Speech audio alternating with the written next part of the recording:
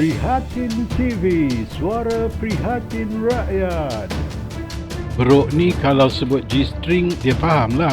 Rakyat Malaysia akan mendengar lagi perkara-perkara yang pelik selagi kerajaan backdoor ini memerintah. Sebab mereka mengambil alih pemerintahan dengan tidak menjanjikan apa-apa kepada rakyat. Mereka bukan ada manifesto, bukan ada target untuk dicapai.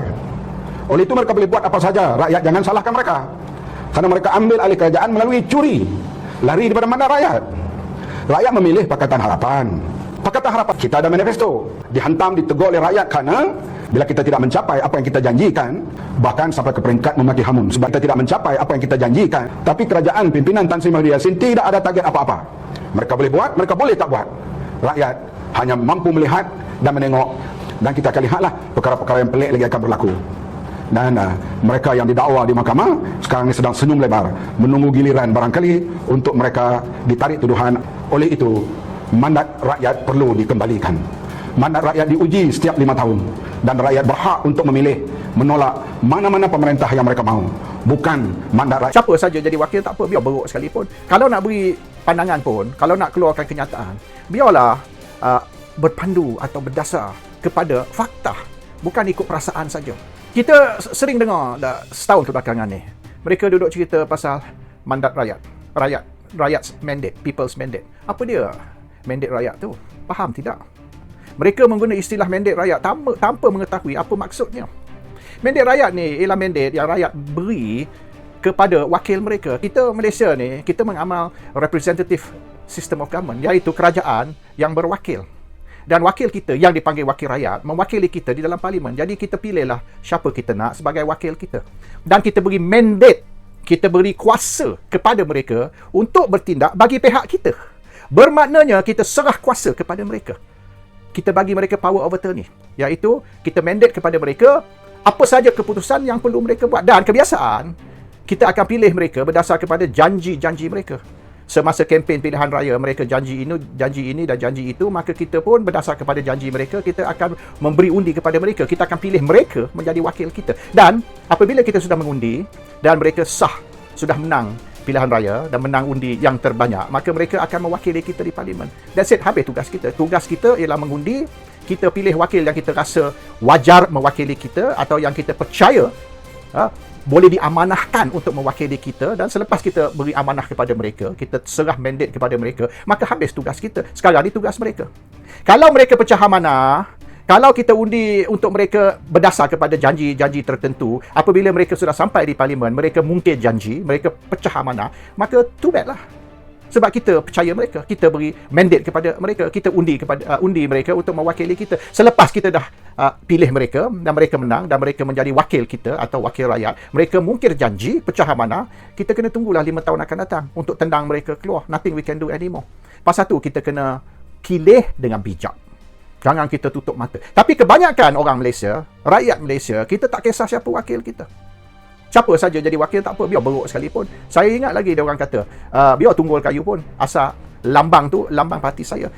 Jadi mereka sudah kata, mereka tak peduli siapa wakil, mereka tak kisah siapa wakil, mereka pangkah untuk parti. Jadi sekira kita letak siapa sekalipun, mereka akan sokong, mereka akan undi. Jadi kita memilih wakil rakyat berdasarkan pada parti. Kita tidak kaji dan nilai wakil tersebut. Adakah wakil itu boleh diamanahkan untuk mewakili kita? Adakah wakil itu boleh dipercayai, tidak akan mungkir janji? Kita tak peduli. Biarlah apa sekalipun. Asal parti yang saya sokong, saya undi untuk calon tersebut. Jadi kita yang telah mengaku, yang kita pilih, kita undi untuk wakil rakyat, bukan berdasar kepada orang itu, tapi berdasar kepada parti atau lambang yang calon tu mewakili. Jadi sekiranya wakil rakyat itu lari dari apa yang dia janji, nak salah siapa? Jadi hari ni kita duduk marah, duduk kata ni kita nak kembalikan mandate rakyat, kita tak puas hati. Jadi sekarang ni kita sudah tak ada kuasa. Kuasa kita sudah habis. Kuasa kita habis selepas kita pangkah kertas undi dan kita masuk kertas tu ke dalam kotak undi. Habis kita punya tugas. Kuasa kita sudah serah. We no longer have any power. We have given over the power kepada wakil kita. Jadi dia boleh buat apa dia nak. Kalau dia nak keluar parti, dia nak lompat parti, kalau dia nak sokong seorang ahli parlimen untuk menjadi Perdana Menteri yang kita tidak suka, there's nothing we can do. Itu kita kena terima sebab kita percaya dia, kita pilih dia, kita melantik dia, mengundi untuk dia untuk menjadi wakil kita. Kita sudah serah tugas kepada dia. Jadi dia menjalankan tugas dia. Jadi sekiranya dia buat yang kita tidak suka, dia pilih Perdana Menteri yang kita tidak suka, dan Perdana Menteri itu pula pilih ahli kabinet, ahli jemaah yang kita tidak suka, tunggulah pilihan raya akan datang. Kalau kita nak tendang keluar kerajaan yang ada, kabinet yang ada, Perdana Menteri yang ada, itu saja yang kita boleh buat. Jadi itulah yang sistem yang sebenarnya rakyat Malaysia ni kena faham. That is the system that we use. Dan isu wakil rakyat menderhaka kepada siapa? Nak kata wakil rakyat menderhaka kepada parti, itu di antara dia dengan parti. Tapi kalau kata wakil rakyat menderhaka kepada pengundi, tidak. Sebab mungkin parti buat janji bahawasanya mereka akan buat ini dan itu, tapi selepas menang pilihan raya, parti tak buat. Wakil rakyat mungkin tidak ada kuasa untuk buat. Tadi kalau wakil rakyat sudah rasa parti itu sudah lari pada dasar, dulu parti itu janji buat ni, buat tu sebelum pilihan raya. Selepas pilihan raya lari pula dari apa yang dijanji, maka wakil rakyat tu boleh tinggalkan parti itu sebab parti itu sudah lari pada landasan dan parti itu sudah tidak lagi tunaikan janji-janji mereka kepada pengundi. Maka wakil rakyat tu lari dari parti ataupun menjadi ahli parlimen bebas ataupun lompat masuk parti lain. Itu kuasa dia. Apabila pengundi mengundi untuk wakil rakyat tu tidak janji bahawasanya kalau awak undi untuk saya sumpah saya tidak akan tinggalkan parti yang saya wakili, tak ada. Jadi kalau kemudian dia nak tinggal parti, dia boleh buat. There's nothing wrong, nothing illegal. Dan Perlembagaan Malaysia ada tercatat, you are guaranteed the right of association. Bermaknanya Perlembagaan Malaysia menjamin kebebasan untuk seseorang nak associate dengan sesiapa sekalipun.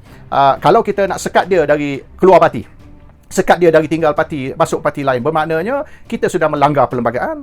Perlembagaan menjamin garanti yang kita ada kebebasan, freedom of association. Kalau kita sekat wakil rakyat tersebut dari associate dengan parti lain, itu sudah melanggar perlembagaan, itu sudah kira salah dari segi undang-undang. Jadi ini semua rakyat Malaysia kena faham.